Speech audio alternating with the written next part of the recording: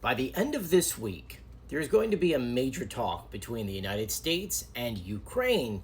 And it's not anything really to do with security guarantees, but essentially, hey, what can we do on our end to ensure that this meeting with Zelensky and Putin can actually happen? That is what Zelensky said during a press conference earlier today. I'm going to read to you and then actually tell you what's going on. To quote Zelensky, he says, "Today there'll be a meeting with Kellogg," that's Keith Kellogg, the U.S. envoy for peace negotiations with Ukraine. And he says to continue this topic, to develop preparations for the possibility of a future meeting with the Russian side.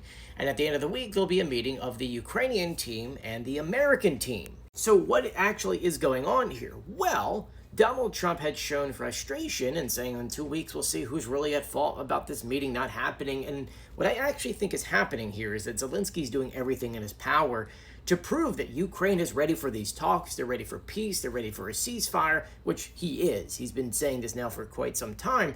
And he's doing this to prove to Donald Trump that when those 2 weeks come up, it really is the Russian side who is not doing anything they need to actually have these talks. Like we saw with Meet the Press just a couple of days ago, Lavrov, the Russian foreign minister, they're ready for peace, but their demands, they need to be worked out before they have said peace. But those demands they have are unrealistic.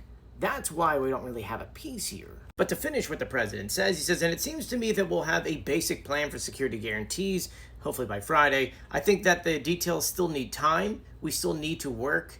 And after that, I would like to understand from the American side whether the Russians are ready for a meeting and for what configuration." Because if we go off of what Lavrov just said yesterday, the Russians want to meet, but they're putting so much, maximum demands in front of it. They're purposely not allowing a meeting to actually take place. And we just have to hope that Donald Trump sees that. But I'll be sure to keep you updated, so please do share my videos and follow me for more.